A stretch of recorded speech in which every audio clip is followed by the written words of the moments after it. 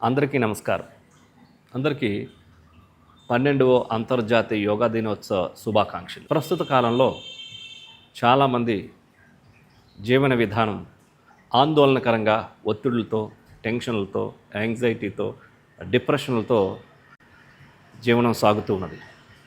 తద్వారా అతి చిన్న వయసులోనే అనేక రకమైనటువంటి వ్యాధులకు గురవుతూ ఉన్నారు. యోగాతో వృద్ధాప్యాన్ని దూరం చేసుకోవచ్చు. యోగాతో స్ట్రెస్ని దూరం చేసుకోవచ్చు.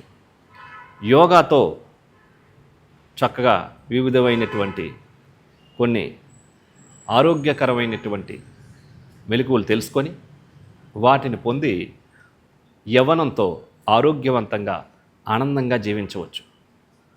ప్రస్తుత కాలంలో చాలామంది యొక్క లైఫ్ స్పాన్ పడిపోతూ వస్తుంది.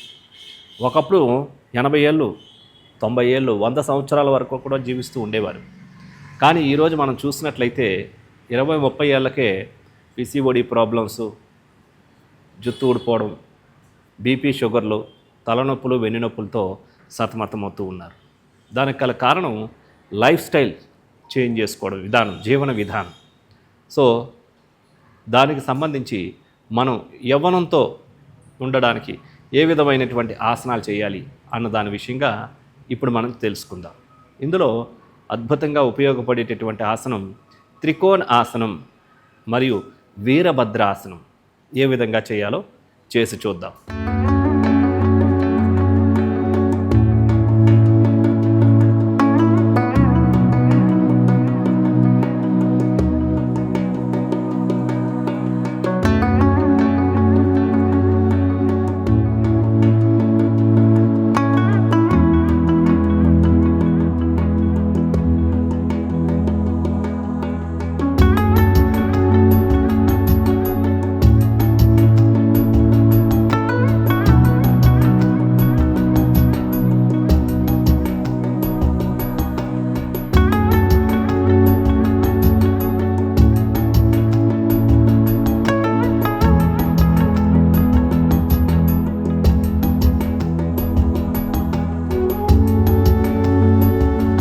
చూసారు కదా, ఈ వీరభద్రాసనం, త్రికోణాసనం ఇవి చేసినప్పుడు వెన్నెముక పైన చాలా మంచి చక్కటి ప్రభావం కలుగజేస్తూ ఉంటుంది. నరాలన్నీ కూడా స్ట్రెచ్చింగ్ చేయబడుతూ ఉంటాయి.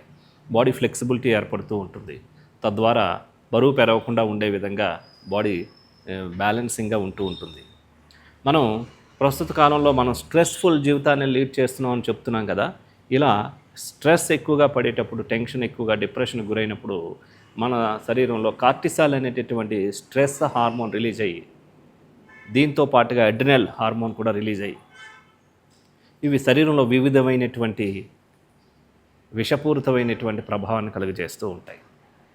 గుండె వేగంగా కొట్టుకోవడం, శ్వాస వేగం బాగా పెరగడం, అదేవిధంగా జీర్ణాశయం శక్తిని కోల్పోవడం, అదేవిధంగా షుగర్ ఎక్కువగా రిలీజ్ అవ్వడం, అధిక స్థాయిలో చక్కెర రిలీజ్ అవ్వడం, అదేవిధంగా మరి కాలేయం యొక్క పనితీరు మారిపోవడం. సో వివిధమైనటువంటి భాగాలపైన ప్రభావం చూపుతూ వాటి యొక్క సామర్థ్యం తగ్గిపోయి, అవయవ యొక్క సామర్థ్యం తగ్గిపోయి వివిధమైనటువంటి రుగ్మతలన్నీ ఏర్పడుతూ ఉంటాయి. అందుకనే BP, sugar, heart problems, indigestion problems, ఆకలి మందగించిపోవడం, వివిధమైనటువంటి పరిణామం. తద్వారా జీవన శైలి మార్పులు చేసుకోకపోవడం ద్వారా లైఫ్ స్పాన్ పడిపోతూ ఉంటుంది. తొందరగా పడుకోకపోవడం, లేటుగా ఎప్పుడో 2 గంటలకు పడుకోవడం, లేటుగా తినడం, లేటుగా లేవడం, శరీరానికి వ్యాయామం లేకపోవడం, స్ట్రెస్ఫుల్ జాబ్ పరంగా చాలా స్ట్రెస్ ఫీల్ అవ్వడం, టెన్షన్ ఫీల్ అవ్వడం, కుటుంబంలో జరిగినటువంటి సంఘటనలు, ఇట్లా ఇవన్నీ కూడా మైండ్ మీద, బాడీ మీద ప్రభావం కలుగజేసిన దాని నుంచి శరీరం అంతా కూడా రోగాలకు గురవుతూ ఉన్నది. మనం అనుకుంటూ ఉన్నాం, మనం జీవిస్తున్నాము, ప్రతి సంవత్సరం పుట్టినరోజు జరుపుకుంటూ ఉన్నాం, ఆనందపడుతున్నాం. కానీ ఆ రోజు, ఆ సంవత్సరాన్ని కోల్పోవడం జరిగింది అని దాని అర్థం. సో కాబట్టి రోజుకి మరణిస్తున్నారు. వారు తీసుకునే ఆహారం ద్వారా, వారు తీసుకునేటటువంటి మంచినీళ్ళ ద్వారా, వారు తీసుకున్న గాలి ద్వారా, వాళ్ళు పడుతున్న స్ట్రెస్ ద్వారా శరీరాన్ని క్షీణింపచేస్తున్నాం. మరి శరీరంలో ఉండకూడనటువంటి ఆ స్ట్రెస్ని కానీ, టాక్సిన్స్ని కానీ, మైండ్లో స్ట్రెస్ని కానీ వీటన్నిటిని కూడా బయటికి తీసేటటువంటి ప్రక్రియే యోగ విద్య.